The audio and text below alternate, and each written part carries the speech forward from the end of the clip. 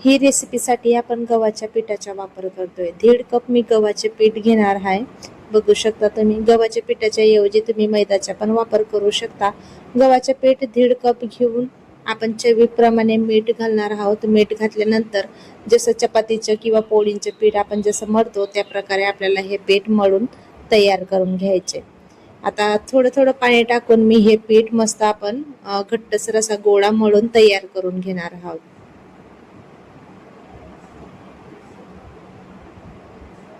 बघू शकता तुम्ही मी मस्त असा चपातीचा जसा आपण गोळा मळतो त्या पद्धतीने मी हा गोळा मळून तयार करून घेतलाय। आता कॉटनच्या कपड्याने आपण याला झाकून एका साईडला ठेवून देऊया, तोपर्यंत दुसरी कृती आपण करून घेऊया। आता मध्यम आकाराचा मी एक मोठा बटाटा घेतलाय। बटाट्याला साल काढून मी एका पाण्याच्या बाउलमध्ये ठेवला होता, जेणेकरून हा बटाटा काळा नको पडायला म्हणून। आता एका किसणीने आपण हा बटाटा किसून घेऊया। बटाटा किसून झालेला आहे। आता याच्यामध्ये आपण थोडं पाणी टाकून एका साईडला ठेवून देणार आहोत, जेणेकरून हा बटाटाचे किस जे आहेत ते काळे नको पडायला। बटाट्याचे किस आपण धुवून घेतलेत। आता बघू शकता तुम्ही मी लांबसर एक कांदा चिरलेला आहे, तो कांदा पण आपण आता याच्यामध्ये टाकून घेणार आहोत। भाज्या तुम्ही तुमच्या आवडीप्रमाणे कमी जास्त करू शकता। थोडी कोथिंबीर मी चिरून एका साईडला ठेवली आणि थोडी कोथिंबीर मी आता याच्यामध्ये टाकली। 1 चमचा चिली फ्लेक्स, 1 चमचा चाट मसाला, 1 चमचा गरम मसाला, 1 चमचा लाल तिखट। तिखटचं प्रमाण तुम्ही तुमच्या आवडीनुसार कमी जास्त करू शकता। आणि मी जिऱ्याचा वापर करते, जिऱ्याच्या ऐवजी तुम्ही जिरा पावडरचा पण वापर करू शकता। चवीप्रमाणे मी मीठ घातलं आणि थोड्या हिरव्या मिरच्या। आता हे सगळं साहित्य आपण मिक्स करून घेणार आहोत। हे साहित्य आपण आता मिक्स करून एका साईडला ठेवून देणार आहोत। तोपर्यंत मी माझा परिचय देऊन देते। नमस्कार, मी अश्विनी आणि तुम्ही बघत आहेत कुक विथ अश्विनी कोळी।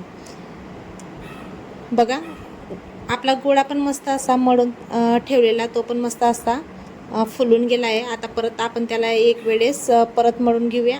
आता 2 गोळ्यांमध्ये आपण याला एका डिवाइड करून घेऊया। बघू शकता एक गोळा मी हातामध्ये घेऊन आता याला आपण चपाती जसं मळतो त्याप्रमाणे मी याचा एक गोळा बनवून घेणार आहे, म्हणजे ज्याला आपण उंडा म्हणतो। आता बघू शकता एका उंड्याला आपण एका पिठामध्ये घेऊन घेतला आणि आता आपण जशी चपाती लाटतो त्या प्रकारे चपाती लाटून घेणार आहोत। आपली चपाती पण लाटून तयार झाली। जास्त जाड पण नाही, जास्त बारीक पण नाही। चपाती आपली जशी असते त्याच्यापेक्षा थोडी आपल्याला ही जाड ठेवायची, म्हणजे मध्यम। आता बघू शकता आपण जे बटाट्याचे किस वगैरे बनवून तयार करून घेतलेलं होतं ते सारण, ते आता याच्यामध्ये आपण टाकून घेणार आहोत आणि पसरवून घेणार आहोत।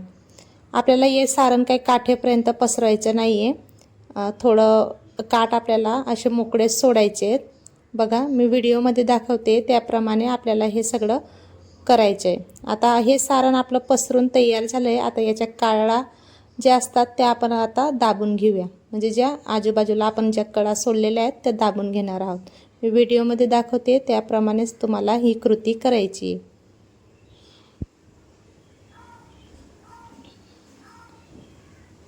या प्रकारे आपण आता याला फोल्ड करून घेणार आहोत, जेणेकरून हे सारण आपलं आता बाहेर निघणार नाही।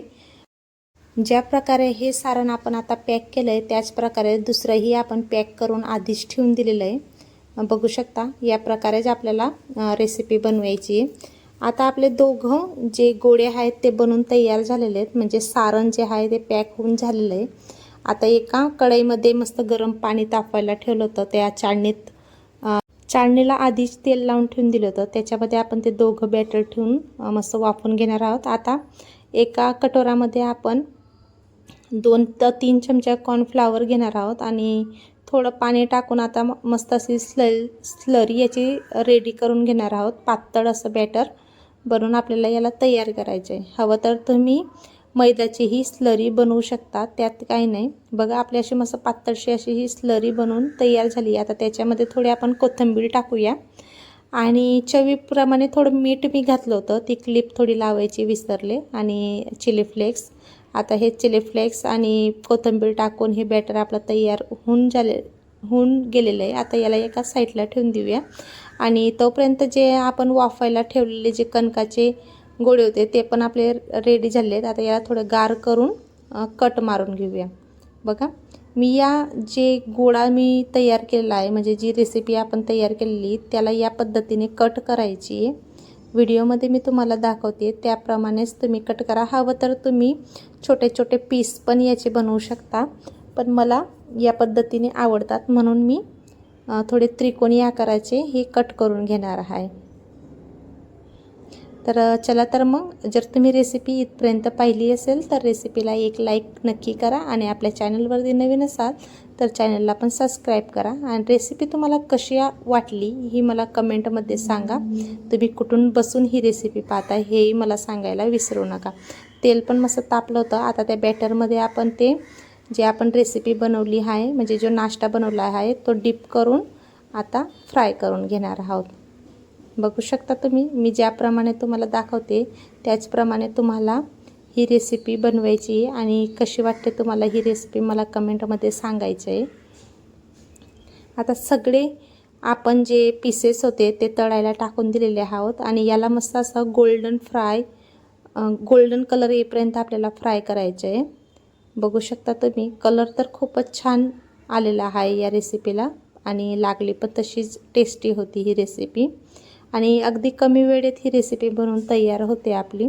सकाळच्या किंवा संध्याकाळच्या छोटी मोठी आपली जी भूक असते त्याच्यासाठी हा नाश्ता अगदी सोयीस्कर आणि उत्तम आहे. एकदा ही रेसिपी या पद्धतीने नक्की बनवून पहा. आपली ही जे स्नॅक्स आहेत किंवा जे पीसेस आहेत ते तळून तयार झालेले आहेत. आता आपण याला काढून घेऊया. बघू शकता कलर अगदी छान आलेला आहे. तुम्ही टोमॅटो केचप किंवा हिरवी चटणी सोबत कशाही सोबत तुम्ही हे जे पीसेस आहेत हे खाऊ शकता. तुम्ही काय नाव द्याल या रेसिपीला हे मला कमेंटमध्ये सांगा. मी तर इन्स्टंट बनणारे समोसेच म्हणेल, कारण इन्स्टंट बनवून तयार झालेले आहेत. अगदी पूर्वतयारी न करता हे नाश्ता बनवून आपला रेडी झालेला आहे. चला तर मग भेटूया पुढच्या अशा